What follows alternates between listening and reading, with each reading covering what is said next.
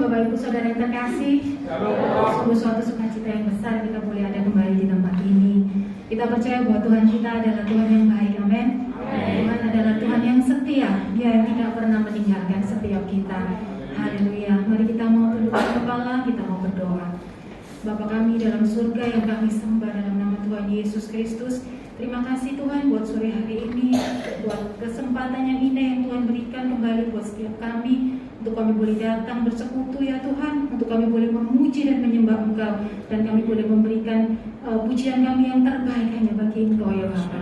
Mari Tuhan, Engkau yang hadir di tempat ini, Engkau yang bertata atas setiap pujian kami Tuhan, Engkau yang melawat setiap kami ya Bapa. Dan kami percaya apabila Engkau hadir, Engkau akan memberikan berkat-Mu buat setiap kami, Engkau akan memberikan kemenangan-Mu buat setiap kami Tuhan. Terima kasih Bapak, terima kasih buat saudara seiman kami yang mungkin masih dalam perjalanan. Tuhan hantar sertai mereka sampai ke tempat ini dengan selamat. Terima kasih Tuhan, terima kasih. Kami mau berikan persembahan kami, pujian kami yang terbaik buat Engkau malam hari ini. Hanya di dalam nama Tuhan Yesus Kristus. Yang setuju semua katakan sama-sama. Amin. Haleluya. Haleluya. Mari kita mau satukan hati, kita mau sembah Tuhan. Kita mau agungkan Dia, Allah yang kudus, Allah yang mulia.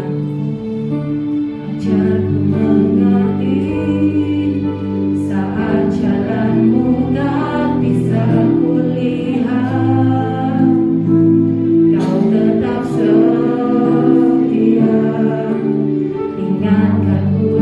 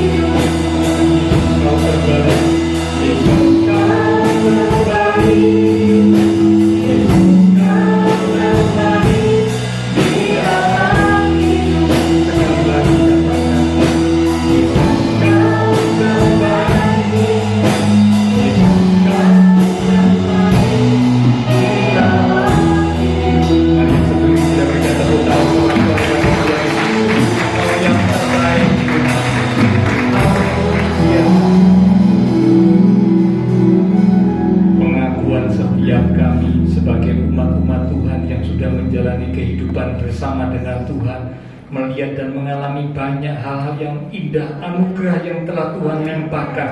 Sungguh Engkau yang terbaik dan termanis buat kami, Tuhan. Terima kasih buat kesempatan sore hari ini. Kami datang di rumah Tuhan. Kami sudah memuji Tuhan. Kami percaya setiap pujian yang kami sampaikan boleh menyenangkan hati Tuhan. Engkau hadir di tengah-tengah ibadah kami. Kami hargai, kami hormati kehadiran-Mu. Kami buka hati kami lebih lagi, memberi kesempatan untuk Engkau berkata-kata kepada setiap kami, menyampaikan pesan kebenaran firman. Karena itu mari urapi setiap kami, ya Roh Kudus. Lembutkanlah hati kami. Beri kami hati seorang hamba, telinga seorang murid, hati yang haus, hati yang rindu akan firman Tuhan. Hingga ketika benih firman ditaburkan, sungguh boleh tertanam, berakar, bertumbuh, dan berbuah di dalam kehidupan setiap kami. Sehingga firman Tuhan mengubah hidup kami dan semakin mendewasakan iman rohani kami. Roh Kudus, rapi pula hamba-Mu yang terbatas. Taruh pikiran dan perkataan Kristus pada diri hamba-Mu. Ialah Tuhan yang berkata-kata melalui mulut bibir hamba-Mu, sampaikan pesan Tuhan bagi setiap kami saat ini. Kami umat-umat Tuhan siap untuk menerimanya. Di dalam nama Tuhan Yesus Kristus, semua yang siap diberkati dengan firman Tuhan bersama kita berkata amin. Sekarang kembali kepada saudara. Ya. Shalom, Tuhan.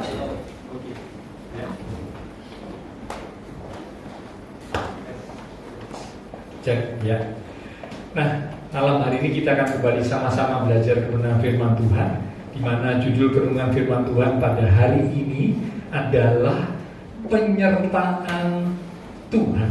Sekali lagi, penyertaan Tuhan. Ya, kita akan buka Alkitab dari kitab Ulangan pasal yang ke-38. Ulangan pada pasal yang 31 di ayat yang ke-8. Ulangan 31 di ayat yang ke-8.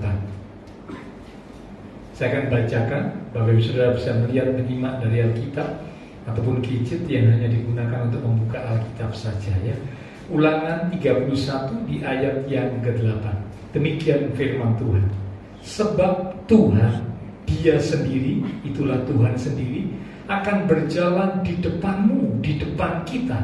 Dia sendiri akan menyertai engkau. Dia tidak akan membiarkan engkau dan tidak akan meninggalkan engkau. Janganlah takut dan janganlah patah hati. Yang setuju berkata amin. Satu janji Tuhan yang luar biasa. Tuhan berkata kepada setiap umat Tuhan, dikatakan Tuhan sendiri akan berjalan di depan kita. Tuhan sendiri akan menyertai kita, tidak akan membiarkan kita sendiri, tidak akan meninggalkan engkau. Sebab itu jangan takut dan jangan patah hati. Ya, Tuhan bersama kita, Tuhan hadir dalam hidup kita untuk memberikan tuntunan, untuk memberikan kekuatan, untuk memberikan penghiburan, untuk memberikan pertolongan, dan tentunya juga yang akhirnya akan memberikan kemenangan. Ya, itulah Tuhan yang bersama kita. Nah, sore malam hari ini saya mengajak Bapak Ibu Saudara belajar bersama tentang penyertaan Tuhan. Ada dua hal yang akan kita belajar. Yang pertama, kita belajar tentang makna penyertaan Tuhan. Saya yakin kata penyertaan Tuhan sudah sering kita dengar. Tetapi sebenarnya apakah makna penyertaan Tuhan menurut Alkitab? Kita perlu pahami hal ini sehingga kita tidak salah berpikir, tidak salah berasumsi yang membuat kita akhirnya jadi kecewa. Loh, kok seperti ini? Kalau kita tidak mengerti makna penyertaan Tuhan. Itu yang pertama. Yang kedua yang akan kita lihat, syarat disertai Tuhan. Ya, syarat. Ternyata untuk disertai Tuhan itu ada syarat yang harus kita penuhi. Oke, mari kita belajar, ya. Yang pertama yang akan kita lihat tentang penyertaan Tuhan, yaitu tentang makna penyertaan Tuhan. Kita akan lihat dari satu tokoh Alkitab, ya, yang boleh menolong kita untuk mengerti tentang makna penyertaan Tuhan bagi umat Tuhan. Tokoh Alkitab itu bernama Gideon. Ya, mari kita akan lihat dalam Hakim-Hakim pasal yang ke-6. kitab Hakim-Hakim pada pasal yang ke-6 di ayat yang ke-11 mulai sampai dengan ayat yang ke-16. Ayat-ayat selebihnya bisa Bapak Ibu baca sendiri ya. Kisah Gideon ini salah satu kisah yang cukup menarik untuk kita baca dan kita renungkan. Tapi saya singkat saja di ayat yang ke-11 mulai dari pasal yang ke-6 di kitab Hakim-Hakim. Demikian firman Tuhan. Kemudian datanglah malaikat Tuhan dan duduk di bawah pohon tarbantim di Ofra, kepunyaan Yoas orang Abiezer itu, sedang Gideon anaknya mengirik gandum dalam tempat pemerasan anggur agar tersembunyi bagi orang Midian. Saya stop dulu ya, nanti saya lanjutkan. Mengapa tersembunyi? Karena waktu itu setiap kali orang Midian itu datang ya dengan sekutunya, orang Midian datang dengan sekutunya itu dalam jumlah sangat banyak, mereka menyerang dan memusnahkan setiap perbekalan gandum yang siap untuk dituai, ya, makanan-makanan yang siap untuk dituai, ya, yang siap untuk jadi bahan makanan yang akan dituai, itu semua dimusnahkan oleh orang Midian, diambil, dimusnahkan. Sehingga dicatat dalam Alkitab orang Israel jadi sangat miskin, sangat menderita, sangat melarat. Itu Bapak Ibu bisa baca ayat-ayat di atasnya. Itulah sebabnya saat itu Gideon bekerja mengirik gandum tapi dalam tempat pemerasan anggur agar tersembunyi, tidak kelihatan dengan orang Midian. Jadi kalau orang Midian datang, Gideon bekerja mengirik gandum di tempat tersembunyi, tidak direbut, tidak dimusnahkan. Itu tujuannya ya. Oke, saya lanjut ayat 12. Malaikat Tuhan menampakkan diri kepadanya, kepada Gideon, dan berfirman kepadanya demikian, Tuhan menyertai engkau, ya pahlawan yang gagah berani. Ternyata pengakuan di Alkitab dikatakan Tuhan menyertai engkau, Tuhan menyertai Gideon. Ya. 13. Jawab Gideon kepadanya, Tuanku, jika Tuhan menyertai kami, mengapa semuanya ini menimpa kami? Di manakah segala perbuatan-perbuatan yang ajaib yang diceritakan oleh nenek moyang kami kepada kami? Ketika mereka berkata, bukankah Tuhan telah menuntun kita keluar dari Mesir? Tetapi sekarang Tuhan membuang kami dan menyerahkan kami ke dalam cengkraman orang Midian. Lalu berpalinglah Tuhan kepadanya dan berfirman, pergilah dengan kekuatanmu ini dan selamatkanlah orang Israel dari cengkraman orang Midian. Bukankah aku mengutus engkau? Tetapi jawab Gideon kepadanya, Tuhanku, dengan apakah akan kuselamatkan orang Israel? Ketahuilah, kaumku adalah yang paling kecil di antara suku Manasye. Jadi rupanya Gideon ini dari suku Manasye. Dan aku pun seorang yang paling muda di antara kaum keluargaku. Berfirmanlah Tuhan kepadanya, tetapi akulah yang menyertai engkau. Sekali lagi, akulah yang menyertai engkau. Sebab itu engkau akan memukul kalah orang Midian itu sampai habis. Amin. Ya, cukup sampai situ. Nanti yang lain Bapak Ibu bisa baca sendiri. Nah, dari ayat-ayat yang sudah kita baca, maka ada 3 hal makna penyertaan Tuhan di dalam kehidupan Gideon yang boleh jadi pembelajaran buat kita, supaya kita boleh mengerti makna penyertaan Tuhan dalam hidup umatnya itu seperti apa. Yang pertama, penyertaan Tuhan tidak menghilangkan masalah terjadi di hidup ini. Sekali lagi, penyertaan Tuhan tidak menghilangkan masalah terjadi di hidup ini. Ada umat Tuhan yang berpikir, kalau Tuhan beserta saya tidak akan mengalami masalah. Semua akan selalu berjalan dengan baik. Ada umat Tuhan yang berpikir seperti itu. Sehingga ketika dia mengalami masalah, katanya Tuhan beserta saya. Sebagai umat Tuhan, Tuhan beserta saya, kok saya mengalami masalah, saya mengalami kesulitan. Mana bukti penyertaan Tuhan? Mereka jadi kecewa. Kok seperti ini ya? Katanya Tuhan beserta saya, Immanuel. Kok saya mengalami kesulitan, masalah? Ternyata pikiran asumsi seperti ini harus diubah. Penyertaan Tuhan tidak menghilangkan masalah terjadi di hidup ini. Selama kita hidup di dunia ini, masalah akan tetap ada. Semua orang, termasuk kita umat Tuhan, juga akan menghadapi masalah. Tuhan seringkali mengizinkan masalah terjadi.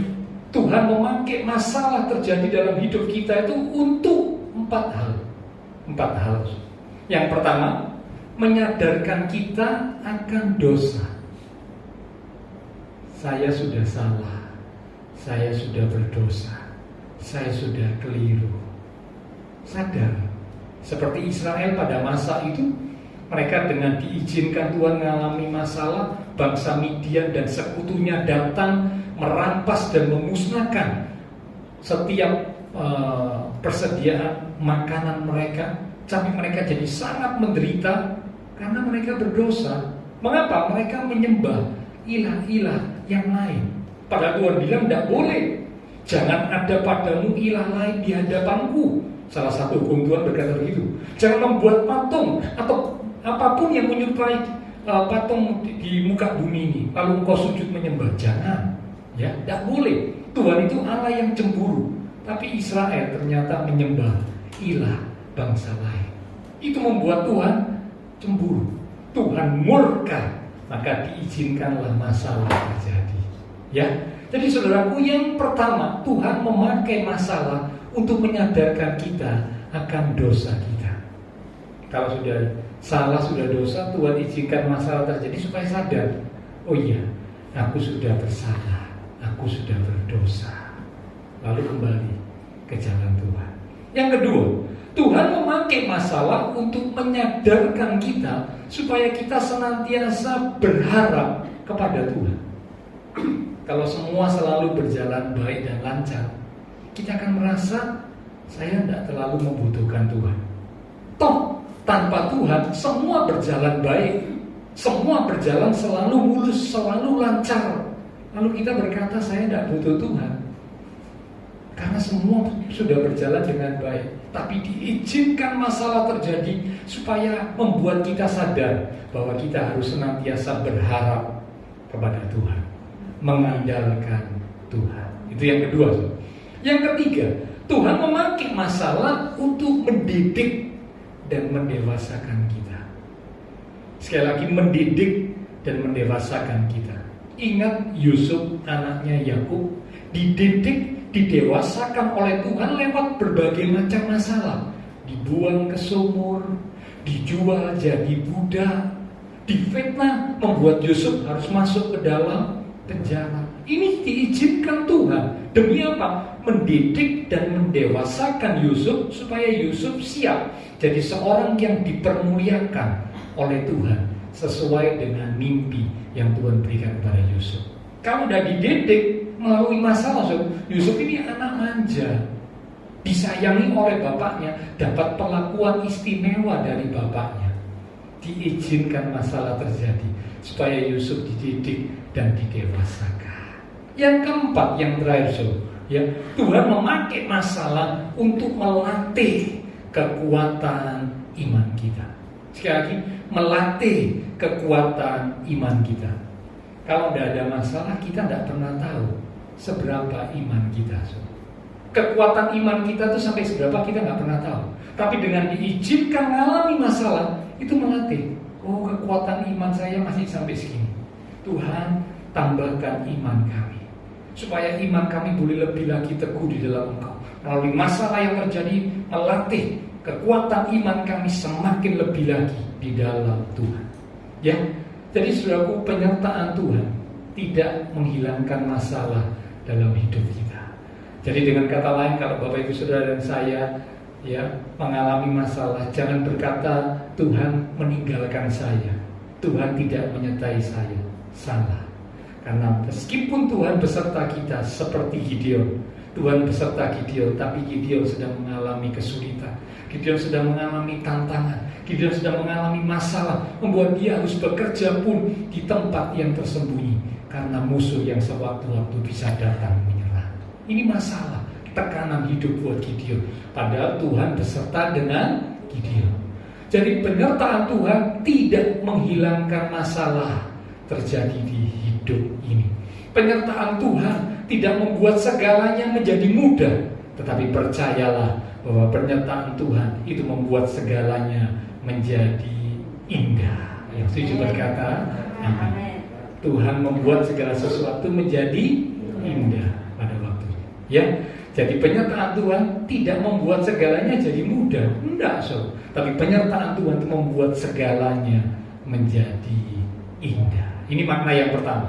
Makna yang kedua, dari kisah Gideon ini, ya, di ayat yang ke-14 Tuhan berkata kepada Gideon, pergilah dengan kemampuanmu. Artinya kemampuan yang Tuhan berikan kepada Gideon untuk menghadapi musuh. Yang kedua, makna penyertaan Tuhan. Tuhan menyertai kita untuk memberikan kemampuan kepada kita menghadapi masalah. Sekali lagi, Tuhan menyertai kita untuk memberikan kemampuan sehingga kita bisa menghadapi masalah. Ingat janji Tuhan dikatakan tidak ada masalah pencobaan yang melampaui kekuatan kita. 1 Korintus 10 ayat 13. Jadi jangan sampai ada umat Tuhan berkata, "Duh, aku mengalami masalah sebenarnya terlalu berat, ini terlalu sulit buat aku. Aduh Tuhan, di mana ini perhatianmu, kepedulianmu terhadap saya? Kok saya mengalami masalah seperti ini? Saya tidak kuat Tuhan, saya putus asa." Jangan. Alkitab berkata tidak ada masalah yang melebihi kekuatan kita. Ya, kalau Tuhan beserta kita, dikatakan Tuhan menyertai kita untuk memberikan kemampuan, untuk memberikan kekuatan sehingga kita bisa menghadapi masalah. Yang ketiga, makna yang ketiga. Ya, ini masih bagian pertama, Saudara, ya. Makna yang ketiga, Tuhan menyertai kita untuk menjamin kita dapat menyelesaikan permasalahan. Sekali lagi, kita dapat menyelesaikan permasalahan. Bukan cuma bisa menghadapi, tapi bisa menyelesaikan permasalahan. Itu ada di ayat yang ke-16. Tuhan bilang sama Gideon, waktu Gideon bilang, "Tuhan, bagaimana mungkin aku bisa menghadapi musuh? Aku ini dari suku Manase."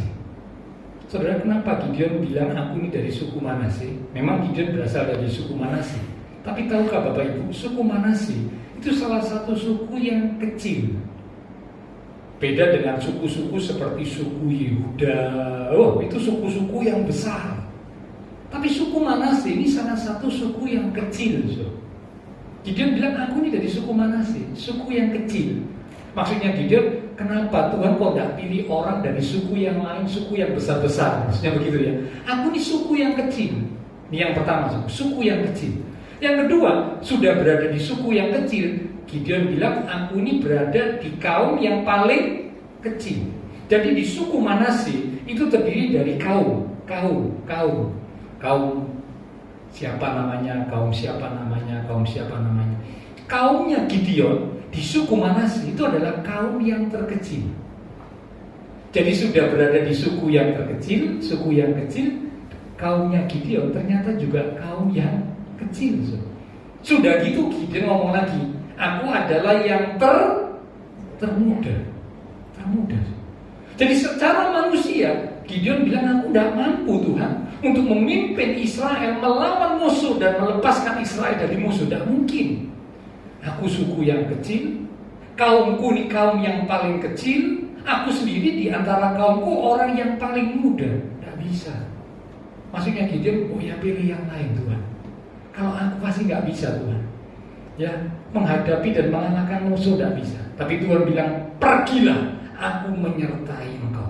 Penyertaan Tuhan menjamin kita dapat menyelesaikan permasalahan. Setuju berkata? Amin. Buktinya kalau Bapak Ibu baca di pasal ayat dan pasal berikutnya, penyertaan Tuhan luar biasa. Ya waktu Gideon mau setelah mendapat perintah Tuhan seperti ini ya, Gideon mulai mengajak siapa yang mau bergabung. Ternyata ada banyak. Gideon tidak menyangka di Dia pikir kan aku ini orang paling muda dari suku yang kecil, kaum yang paling sedikit. Siapa yang mau bergabung sama aku? Siapa yang mau membantu aku? Tidak ada pastinya ya.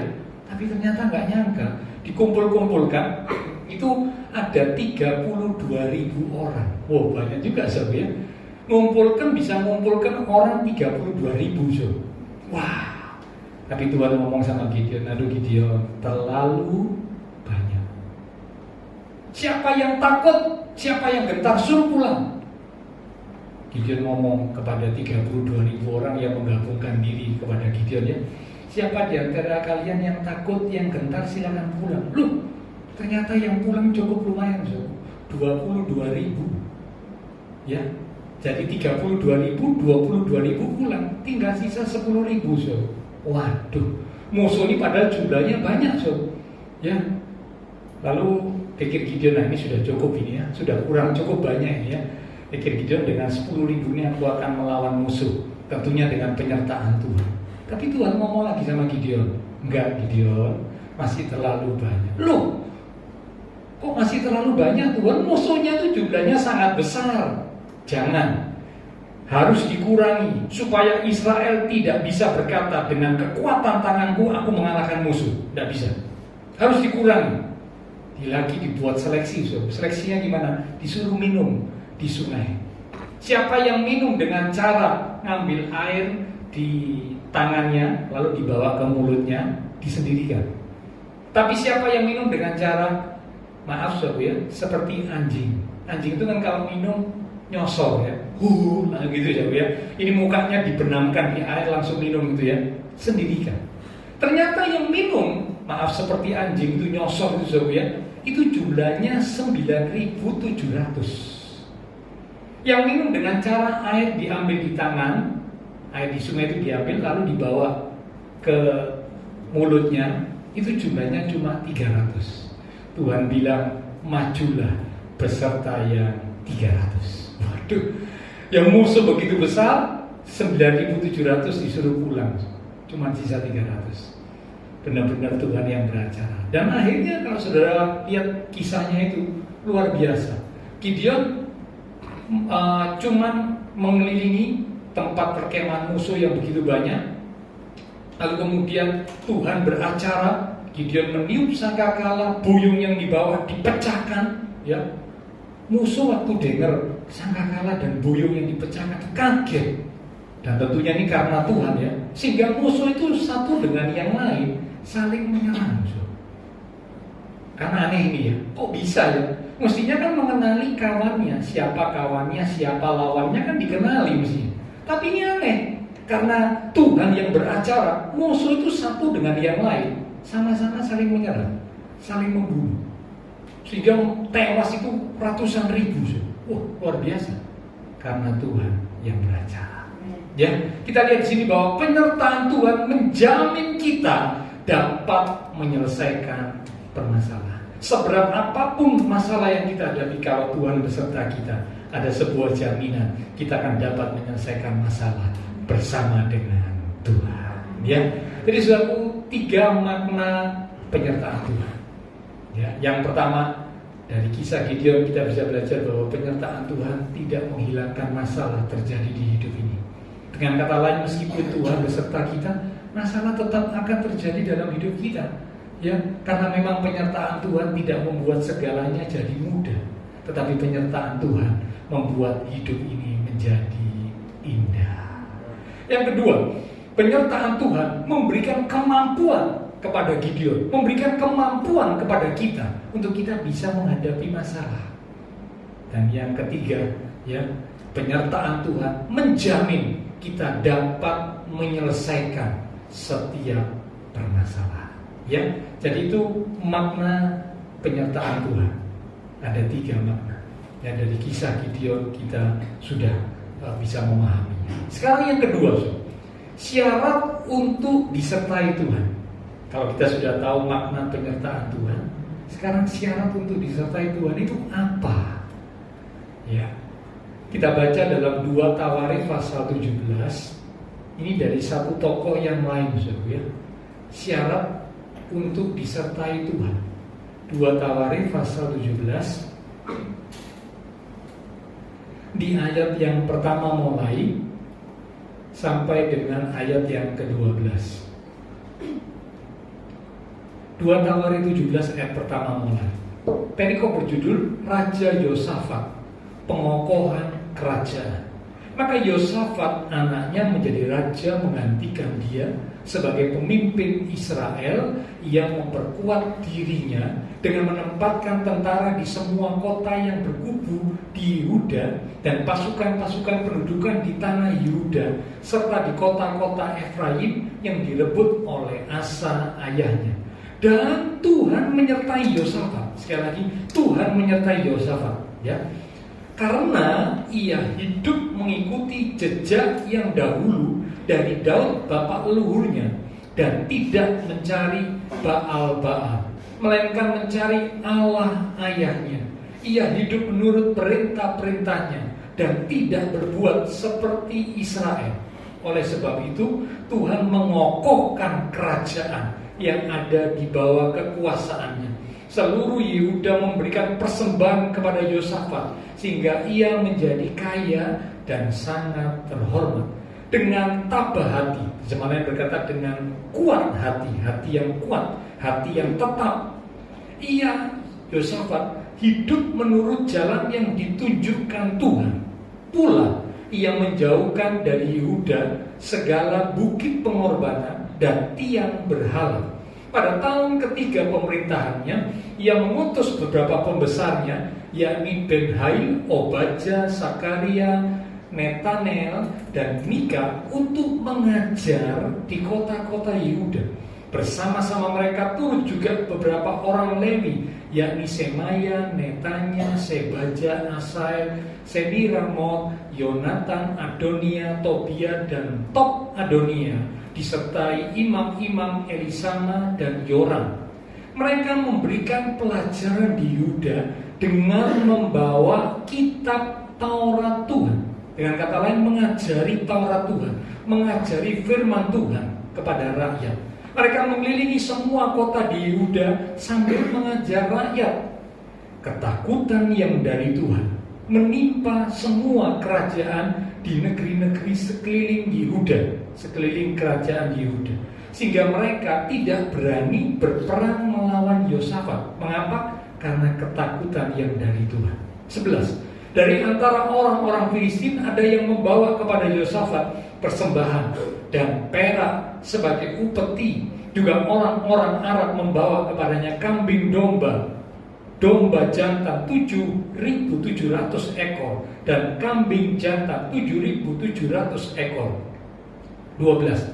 Yosafat makin lama makin kuat, menjadi luar biasa kuat. Wah, ini kata-kata yang luar biasa ya. Makin lama makin kuat, menjadi luar biasa kuat. Di Yehuda ia membangun benteng-benteng dan kota-kota perbekalan. Ya. Nah, Bapak Ibu Saudara, nanti ayat-ayat yang lain bisa dibaca sendiri ya. Diakui oleh Alkitab bahwa Yosafat ini adalah orang yang disertai Tuhan. Jadi kalau Bapak Ibu baca ya, disertai Tuhan. Ya. Itulah sebabnya saya juga memberi nama anak saya yang ketiga Yosafat, ya. Kadang-kadang ada yang tidak tahu, Pak, siapa itu Yosafat? Itu nama dari Alkitab itu ya. Itu salah satu raja yang disertai Tuhan. Nah, kita akan lihat mengapa Yosafat disertai Tuhan.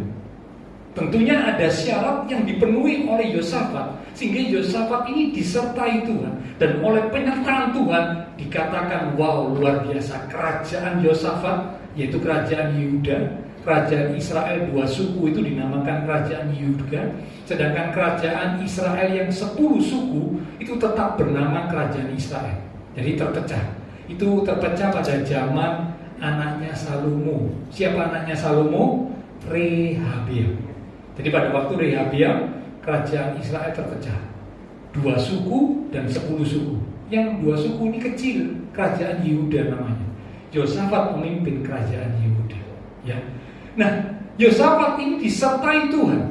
Dia jadi pemimpin kerajaan Yehuda, kerajaan yang kecil. Tetapi sekalipun kerajaan yang kecil, karena Tuhan beserta Yosafat luar biasa, bangsa-bangsa di sekeliling mereka itu jadi takut.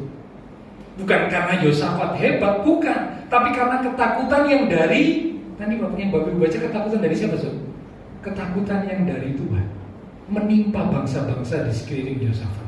Ini karena penyertaan Tuhan, anugerah Tuhan diberikan kepada Yosafat. Nah, sekarang kita lihat mengapa Yosafat disertai Tuhan. Di ayat yang ketiga, Tuhan menyertai Yosafat karena ia hidup mengikuti jejak yang dahulu dari Daud bapa leluhurnya. Alasan utama Tuhan menyertai Yosafat karena Yosafat hidup mengikuti jejaknya Daud. Saudara tentu tahu kisahnya Daud. Daud diakui sebagai orang yang berkenan di hati Tuhan. Itu Daud. Ya, sehingga kalau ada raja-raja setelah Daud hidup sesuai dengan kebenaran Tuhan, dikatakan mereka hidup seperti Daud, bapa leluhurnya. Karena Daud adalah seorang yang berkenan di hati Tuhan. Jadi kalau Yosafat disertai Tuhan karena hidup mengikuti jejaknya Daud, maka berarti boleh dikatakan Yosafat disertai Tuhan karena dia hidup berkenan di hadapan Tuhan. Jadi Bapak Saudara, kalau kita rindu disertai Tuhan, mari kita belajar hidup berkenan di hadapan Tuhan. Kalau kita belajar hidup berkenan di hadapan Tuhan, Tuhan itu akan sertai kita. Kalau Tuhan sertai kita, wow, luar biasa. Seperti tadi kisahnya Yosafat yang sudah kita baca. Ya. Nah, supaya kita bisa hidup berkenan di hadapan Tuhan seperti yang terjadi dalam hidup Yosafat, maka ada beberapa hal yang dilakukan oleh Yosafat. Ya, tadi ayat-ayat yang sudah kita baca, ada 3 hal yang dilakukan oleh Yosafat sehingga Yosafat itu hidupnya berkenan di hadapan Tuhan dan Tuhan menyertai Yosafat. Yang pertama, di ayat yang keempat dikatakan senantiasa Yosafat mencari Tuhan. Hal yang pertama yang membuat seseorang berkenan di hati Tuhan ialah senantiasa mencari Tuhan. Kalau kita mengalami sesuatu di hidup ini, siapa yang kita cari? Ada orang yang dicari itu orang tuanya. Aduh, aku cari papa mamaku. Ya boleh-boleh saja, ya. Tapi ketahuilah, papa mama itu juga manusia. Manusia yang terbatas. Papa mama kepengin nolong, tapi tidak bisa nolong. Ya kan? Karena manusia terbatas. Ada yang mau menolong, tapi tidak mampu menolong. Ada yang mampu menolong, tetapi tidak mau menolong. Loh, ya kan? Itu manusia, Ada yang mau menolong seperti orang tua kita, tapi tidak mampu menolong. Ada yang mampu menolong, tapi tidak mau nolong. Mungkin teman kita, ya barangkali ya, mampu nolong kita, tapi dia bilang tidak mau. Aku tidak mau nolong kamu. Tapi kalau kita datang kepada Tuhan, Tuhan itu mau dan mampu menolong kita. Luar biasa. Cari Tuhan. Ini hal yang penting. Orang yang berkenan di hadapan Tuhan adalah orang yang senantiasa mencari Tuhan. Kalau Bapak Ibu Saudara dan saya di hidup ini belajar untuk mengutamakan mencari Tuhan, percayalah, hidup kita akan menjadi kehidupan yang berkenan di hadapan Tuhan. Karena Tuhan suka orang yang mencari Tuhan dengan sungguh-sungguh. Yang kedua, Yosafat bukan hanya sekedar mencari Tuhan, tetapi Alkitab mencatat di ayat yang keempat dan di ayat yang keenam dikatakan dengan tabah hati. Tadi yang saya bacakan tadi ya, tabah hati. Tabah hati itu berarti dengan hati yang kuat, dengan hati yang berketetapan, gitu ya. Yosafat hidup menurut perintah dan jalan Tuhan dengan tabah hati, dengan hati yang kuat, dengan hati yang berketetapan. Yosafat hidup menurut perintah dan jalan Tuhan. Rupanya saudara, untuk hidup menurut perintah dan jalan Tuhan, kita mesti punya ketetapan hati, mesti punya kekuatan hati. Karena kalau tidak, kadang-kadang orang-orang di sekitar kita itu bisa mempengaruhi kita. Bisa, ya. Mungkin mereka orang yang percaya, tapi mereka tidak hidup dalam kebenaran. Ataupun mereka orang yang tidak percaya kepada Tuhan. Ya karena tidak percaya ya hidupnya tambah tidak benar, saudara.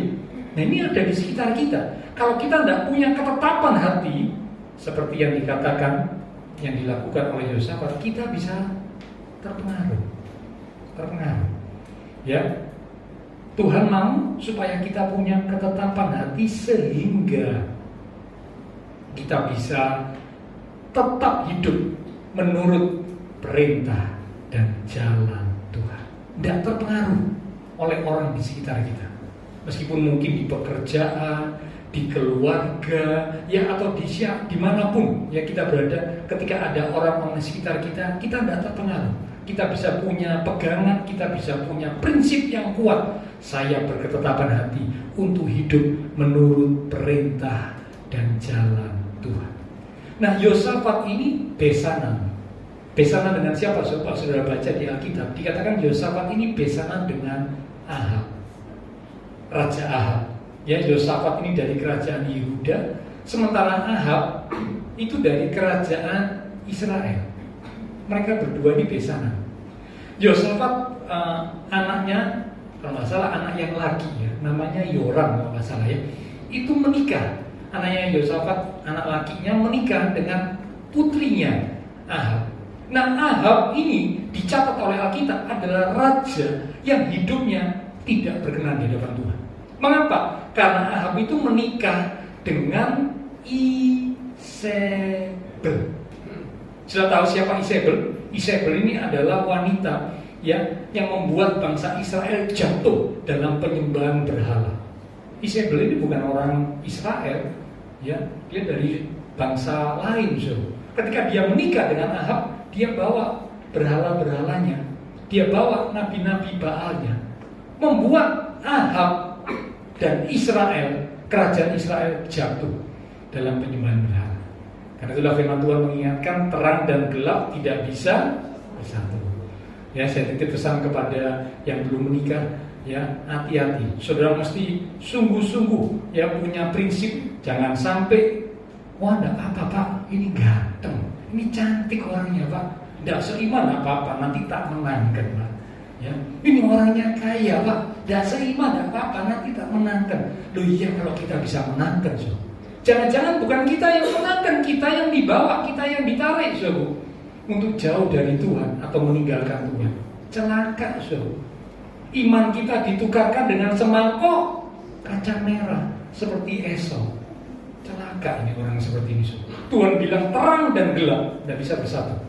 Ahab melanggar, dia menikah dengan seorang wanita penyembah berhala, membuat Ahab, keluarganya, dan semua rakyatnya jatuh dalam penyembahan berhala. Nah, Yosafat ini rupanya saya kok tidak tahu ya ceritanya seperti apa, karena di Alkitab tidak dituliskan. Rupanya anaknya Yosafat ini mungkin jatuh cinta gitu ya. Nah, terpaksanya menikah gitu ya. Nah, Yosafat besanan sama Ahab. Tetapi Yosafat tidak terpengaruh dengan gaya hidup Ahab. Dibuktikan kalau Bapak Ibu baca di kisah-kisah selanjutnya, Yosafat tetap hidup di kebenaran Tuhan. Itulah sebabnya dikatakan Yosafat dengan hati yang tabah, dengan hati yang kuat, tetap hidup menurut perintah Tuhan, menurut jalan Tuhan, sekalipun ada orang-orang di sekitarnya yang tidak demikian. Termasuk besannya, termasuk mantunya, yaitu anaknya Ahab, itu juga penyembah berhala sama. Tapi Yosafat tetap dengan hati yang tabah, dengan hati yang kuat, dia hidup sesuai dengan perintah Tuhan. Ini yang kedua, ya. Jadi Yosafat hidup berkenan di hadapan Tuhan karena yang kedua, dia dengan hati yang tabah, dengan hati yang kuat, dengan hati yang tetap, ya, dia hidup menurut perintah dan jalan Tuhan. Itu ayat 4 dan 6. Yang ketiga sekarang, yang terakhir. Mengapa Yosafat dikatakan seorang yang berkenan di hadapan Tuhan? Sehingga Tuhan menyertai Yosafat. Yang pertama, senantiasa mencari Tuhan. Yang kedua, dengan hati yang tabah, dengan hati yang kuat, hidup menurut perintah dan jalan Tuhan. Yang ketiga, Yosafat mengajar Taurat Tuhan kepada rakyat Yehuda. Bukit-bukit pengorbanan dan tiang-tiang berhala disingkirkan. Dengan kata lain, dengan otoritasnya, Yosafat memberikan pengaruh yang positif. Sekali lagi, dengan otoritasnya sebagai raja, Yosafat memberikan pengaruh yang positif. Bukan hanya dirinya menyembah Tuhan, bukan hanya dirinya mencari Tuhan, bukan hanya dirinya berjalan dalam jalan Tuhan, tapi dia juga ngajari rakyatnya tentang firman Tuhan, tentang kebenaran. Artinya dengan otoritasnya Yosafat memberikan pengaruh yang positif. Ini ada di ayat yang ke-6 dan ayat yang ke-9. Ya. Saudaraku, Tuhan mau supaya kalau kita ini punya otoritas, kita ini memberi pengaruh yang positif kepada orang-orang yang ada di sekitar kita. Contohnya kalau Bapak Ibu sebagai seorang bekerja di sebuah kantor, di sebuah perusahaan, mungkin kita cukup punya kedudukan, ya, kita punya bawahan. Dengan otoritas kita, mari kita pakai perkataan kita, pemikiran kita, perbuatan kita menjadi satu hal yang berdampak positif buat orang-orang di sekitar kita. Jangan sampai pikiran, perkataan, perbuatan kita malah berdampak negatif buat orang di sekitar kita. Tuhan tidak dipermuliakan, tapi malah jadi batu sandungan. Tuhan mau seperti Yosafat, kita berdampak positif, memberi pengaruh yang positif kepada orang yang ada di sekitar kita. Dan itu membawa hasil yang luar biasa. Kalau Bapak Ibu baca di 2 Tawarikh pasal yang ke-20, waktu kerajaan Yehuda, kerajaannya Yosafat diserang musuh dalam jumlah yang sangat besar, ya, Yosafat memutuskan untuk mencari Tuhan. Bukan hanya Yosafat, seluruh rakyat Yehuda memutuskan juga untuk mencari Tuhan. Mereka sama-sama berpuasa. Jadi ternyata Yosafat berhasil, bukan hanya membawa dirinya, tetapi membawa rakyatnya untuk sungguh-sungguh mencari Tuhan. Tidak sia-sia. Kesan positif, ya, hal yang positif yang ditanamkan kepada rakyat Yehuda tidak sia-sia. Itulah sebabnya Yosafat diakui sebagai seorang yang hidup berkenan di hadapan Tuhan seperti Daud. Dan itu membuat Yosafat disertai Tuhan. Ya, jadi Bapak Saudara, kalau kita rindu disertai Tuhan, mari kita belajar untuk hidup berkenan di hadapan Tuhan. Supaya bisa berkenan di hadapan Tuhan, ada 3 hal seperti yang dilakukan Yosafat. Yang pertama, senantiasa mencari Tuhan. Yang kedua, dengan ketetapan hati, dengan hati yang kuat, hati yang tabah, hidup terus menurut perintah dan jalan Tuhan. Yang ketiga, berdampak positif, memberi pengaruh positif kepada orang-orang yang ada di sekitar kita. Maka percayalah, penyertaan Tuhan yang sempurna akan ada dalam hidup kita. Ya, ayat penutup. Selain itu akan Iqbal silakan maju ke depan. Yesaya 41 di ayat yang ke-10. Kita akan baca sama-sama. Silakan Iqbal maju ke depan. Yesaya 41 di ayat yang ke-10. Saya tunggu semua mendapat ayat ini, lalu kita akan baca bersama-sama. Sudah dapat semua, ya? Yesaya 41 ayat yang ke-10. 2, 3. Janganlah takut, sebab aku menyertai engkau. Janganlah bimbang, sebab aku ini Allahmu.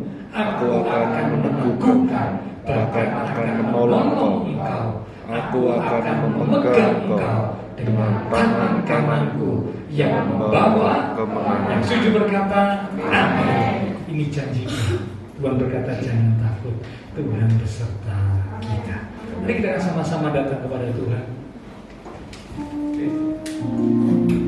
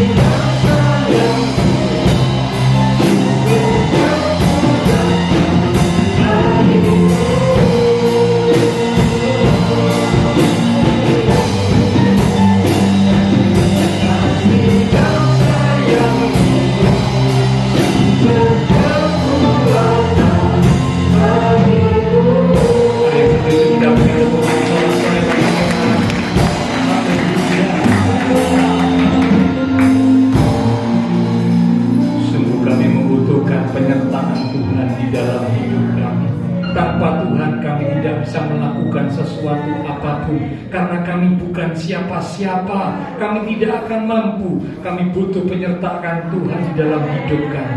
Dan Tuhan akan beserta kami jikalau kami belajar hidup berkenan kepada Tuhan, seperti yang diberikan teladan oleh Yosafat, senantiasa mencari Tuhan dengan hati yang tabah, dengan ketetapan hati, hidup menurut perintah dan cara Tuhan. Bahkan Yosafat memberikan dampak atau pengaruh yang positif kepada rakyatnya. Hidup Yosafat berkenan di hadapan Tuhan, dan Tuhan menyertai Yosafat, melimpahkan anugerahnya yang luar biasa kepada Yosafat. Itu tolong kami Tuhan, supaya kami boleh belajar hidup berkenan di hadapan Tuhan, dan Tuhan beserta dengan kami. Kami boleh melihat hal-hal yang indah, anugerah Tuhan semakin mengalir melimpah di dalam hidup kami. Hamba terbatas untuk berkata dan menjelaskan, tapi Roh Kudus yang akan terus mengingatkan firman kebenaran yang sudah kami terima, hingga hidup kami boleh semakin hidup yang indah dan berkenan di hadapan Tuhan. Terima kasih Tuhan, terima kasih.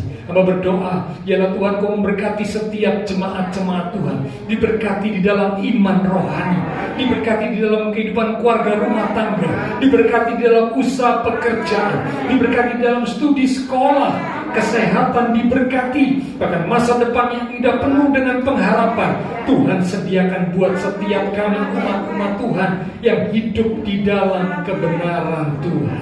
Terima kasih Tuhan, terima kasih. Kami berdoa buat teman-teman seiman kami, mungkin ada mereka yang sakit, Tuhan jamah, berikanlah kekuatan, kesehatan, kesembuhan di dalam nama Tuhan Yesus. Oleh bilur Tuhan Yesus, yang sakit disembuhkan, yang lemah dikuatkan, yang sedang menghadapi masalah kesulitan, biarlah mereka tetap menanti-nantikan Tuhan. Tuhan pasti akan menyatakan pertolongan tepat pada waktunya. Semua yang sudah melayani persembahan yang akan dipersembahkan, apapun yang dilakukan setiap umat Tuhan, karena mengasihi Tuhan, Allah sumber segala berkat akan memberkati kembali dan memakai hidup kami untuk boleh lebih lagi memuliakan Tuhan. Kami berdoa memberkati bangsa negara kami Indonesia, pemimpin-pemimpin bangsa kami, kota kami Surabaya, demikian juga tetangga lingkungan kita gereja Tuhan. Memberkati setiap jemaat Tuhan yang berulang tahun sepanjang minggu ini, dengan pertambahan usia yang Tuhan beri, membawa kami semakin dekat Tuhan, semakin sungguh-sungguh di dalam Tuhan. Terima kasih Tuhan. Setelah selesai ibadah, kami akan berpisah, kami akan kembali ke aktivitas kami masing-masing. Biarlah segala berkat, anugerah, damai, sukacita yang melimpah dari Allah Bapa Surgawi, kasih Tuhan Yesus Kristus, dan persekutuan dengan kuasa Roh Kudus akan terus memimpin menuntun langkah kehidupan setiap kita. Itu terus menerima kita sekalian mulai malam ini sampai Maranatha Tuhan Yesus datang kembali. Di dalam nama Tuhan Yesus Kristus, semua yang percaya diberkati Tuhan. Mari bersama dengan iman kita berkata, amin. Tuhan berkati kita sekalian sampai berjumpa di minggu yang akan datang.